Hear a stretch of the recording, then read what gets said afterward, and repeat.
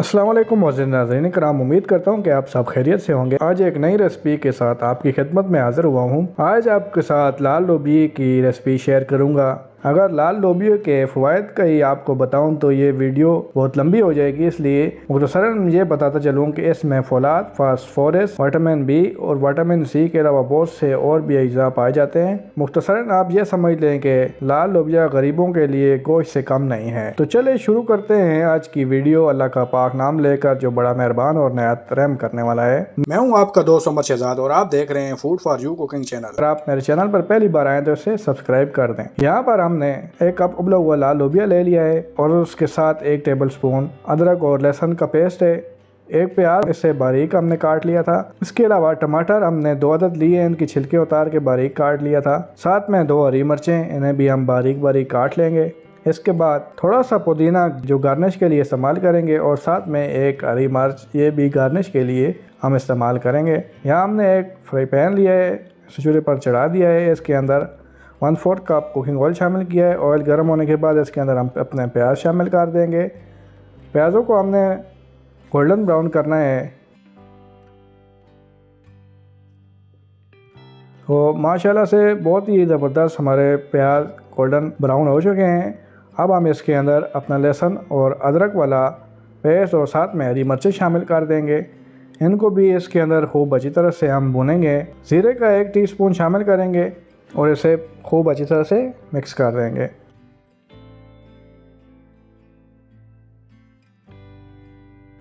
ज़ीरा और इसके साथ 1 टीस्पून सूखा धनिया भी शामिल करेंगे। इस वक्त ये 2 मसाले डालने का मकसद ये है कि इस वक्त तेल में ये अच्छे से पक जाएंगे और इनका फ्लेवर भी तेल में आ जाएगा। 2 अदद जो टमाटर हमने काटे थे वो शामिल कर देंगे। साथ में 1/4 टीस्पून हल्दी का शामिल करेंगे। 1/2 टीस्पून इसके अंदर कुटी हुई लाल मिर्च शामिल करेंगे और 1/2 टीस्पून दड़ा लाल मिर्च शामिल कर देंगे और इसको खूब अच्छी तरह से मिक्स कर देंगे। यहाँ एक प्लेट में हमने थोड़ा सा लाल लोबिया लिया है और इसे फोर्क की मदद से अच्छे से मैश कर लेंगे। मैश करके थोड़ा सा पानी शामिल करके इसे एक पेस्ट सा बना लेंगे। इससे ग्रेवी बहुत ही गाढ़ी और मज़ेदार बनती है। जैसे आपने होटलों और रेस्टोरेंटों में देखा होगा कि लाल लोबिया बहुत ही थिक ग्रेवी के साथ होता है, तो यही उसका राज है। टमाटर हमारे बहुत ही अच्छी तरह से नरम हो चुके हैं और अब हम इसको अच्छी तरह से भुनेंगे जब तक कि तेल बाहर नहीं आ जाता।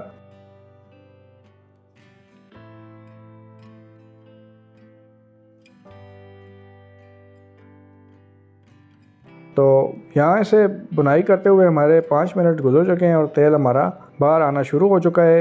1 टीस्पून इसके अंदर नमक शामिल करेंगे और इसके बाद जो हमने पेस्ट बनाया था वो इसके अंदर शामिल कर देंगे और साथ में 1 छोटा कप पानी का भी शामिल करके इसको खूब अच्छे से मिक्स करेंगे। इसके बाद अपना लाल लोबिया भी इसके अंदर शामिल करके इसको खूब अच्छे से मिक्स कर देंगे।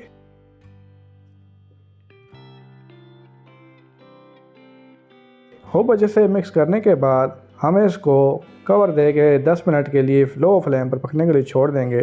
तो यहाँ 10 मिनट के बाद इसके अंदर पानी बहुत ही कम रह चुका है। अब इसकी अच्छे से बुनाई करेंगे। यहाँ बुनाई करते हुए 5 मिनट गुजर चुके हैं। यहाँ हम अपना नमक चेक कर लेंगे, तो नमक बिल्कुल बराबर है हमारा। आप अपने टेस्ट के हिसाब से कम या ज़्यादा कर सकते हैं। तो तेल हमारा आ चुका है ऊपर। अब हम थोड़ा सा पानी अपनी ग्रेवी के हिसाब से इसके अंदर शामिल करेंगे और साथ में 1/2 टीस्पून गरम मसाला शामिल कर देंगे। उसके बाद इसके ऊपर थोड़े से पुदीने के पत्ते शामिल करके और इसके ऊपर कवर दे देंगे। 5 मिनट कवर देने के बाद हम इसको मिक्स करेंगे और फिर से कवर दे के आंच अपनी बंद कर देंगे। तो इसे अब हम एक प्लेट में निकाल के सर्व करते हैं। इसके ऊपर थोड़े से पुदीने के पत्ते, हरी मिर्चें और थोड़ा सा नींबू निचोड़ लेंगे। तो माशाल्लाह लाल लोबिया हमारा बहुत ही मज़ेदार पक के तैयार हो चुका है। आप भी इस रेसिपी को एक बार इस तरीके से बना के ज़रूर खाइएगा और मुझे बताइएगा कमेंट्स में ज़रूर कि आपको ये रेसिपी हमारी कैसी लगी। तो मेरे चैनल को सब्सक्राइब कर दें और साथ में दिए गए बेल के आइकन को भी ऑन कर दें ताकि इसी तरह की रेसिपी का नोटिफिकेशन आपको बर वक्त मिलता रहे। तो मिलते हैं आपके साथ अपने किसी नई वीडियो के साथ, तब तक के लिए अल्लाह हाफ़िज़।